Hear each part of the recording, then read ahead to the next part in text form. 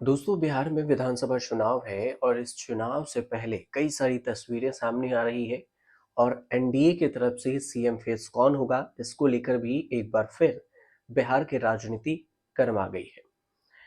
अब पहले ही नीतीश कुमार को लेकर सवाल विपक्ष उठाता रहा है कि बीजेपी नीतीश कुमार के साथ खेल कर सकती है।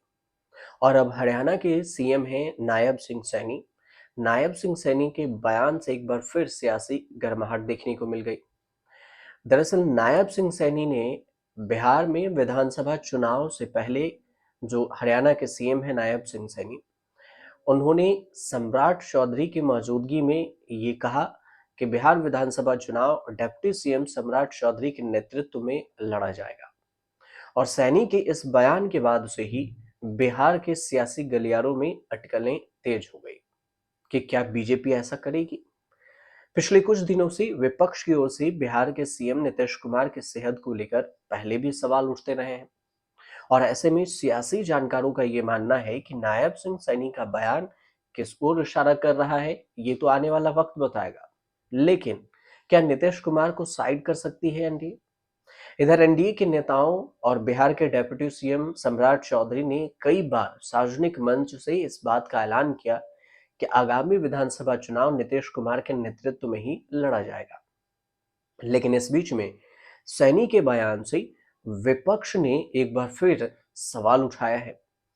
आरजेडी की तरफ से तेजस्वी यादव, उन्होंने नायब सिंह सैनी के बयान पर पलटवार किया और कहा कि बीजेपी में कौन नहीं सीएम बनेगा, हर कोई सीएम बनना चाहता है और आप उनके एनडीए नेताओं पर दरार पैदा क्यों करना चाहते हैं। ये सवाल पूछकर कि आखिर सीएम कौन बनेगा, हर कोई सीएम है एनडीए में। आपको ये भी बता दें कि नायब सिंह सैनी के बयान से पहले बीजेपी के जो बिहार प्रदेश अध्यक्ष हैं दिलीप जायसवाल, उन्होंने भी सीएम नीतीश कुमार को लेकर ऐसा ही कुछ बयान दिया था। उन्होंने कहा था कि सम्राट चौधरी बीजेपी के विधायक दल के नेता है और विधायक दल के नेता पार्टी के नेता होते हैं और जो पार्टी के नेता होते हैं वही विधायक दल के नेता के बाद वो सीएम बनते हैं। अब बिहार में उन्होंने ये भी कहा था दिलीप जायसवाल ने कि अटल जी का सपना अधूरा रहेगा जब तक बीजेपी का कोई सीएम नहीं बन जाता।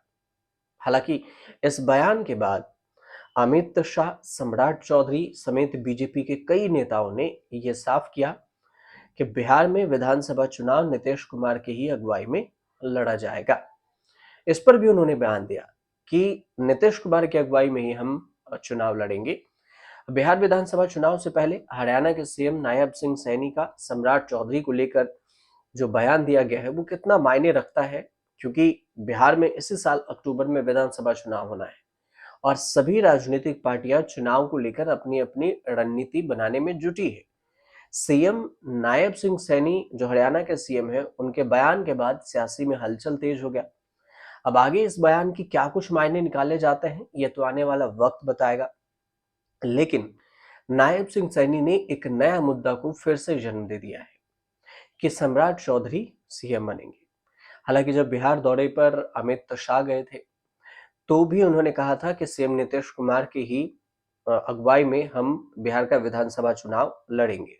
इसके अलावे प्रधानमंत्री नरेंद्र मोदी इससे पहले गए थे तो उन्होंने नीतीश कुमार को लाडला सीएम बता दिया था। लेकिन इस सब के बीच में जो उनके सेहत को लेकर सवाल उठते रहते हैं कि कभी वो राष्ट्रगान में किसी अधिकारी से हाथ मिलाने की बात करते हैं, कभी मंच से ही लोगों से अभिवादन करने लगते हैं और उसमें भी तब जब राष्ट्रगान हो रहा होता है। तो इन सारी चीजों को लेकर विपक्ष उनकी मानसिक स्थिति पर भी सवाल उठाता रहा है, उनके सेहत पर भी सवाल उठाता रहा है कि अब यहाँ तक कि आरजेडी की तरफ से तेजस्वी यादव भी ये बयान दे चुके हैं कि अब नीतीश कुमार थकेला मुख्यमंत्री हो गए हैं, अब उनसे बिहार नहीं चलने वाला। राबड़ी देवी कह चुकी हैं कि उनके सेहत ठीक नहीं है तो वो नीतीश कुमार अपने बेटे निशांत कुमार को सीएम बना दें, इसमें कोई रोक थोड़े रहा है।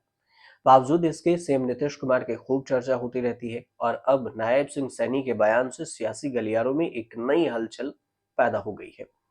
लेकिन बिहार विधानसभा चुनाव है और इस बीच में कई सारी पार्टियां इस बार चुनाव में अपनी अपनी किस्मत आजमाएगी।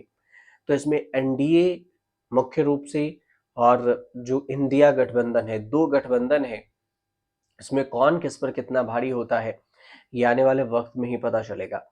फिलहाल अगर आपको जानकारी सही लगी तो हमारे चैनल से जुड़िए और सब्सक्राइब जरूर कीजिएगा, शेयर कीजिएगा और कमेंट कीजिएगा।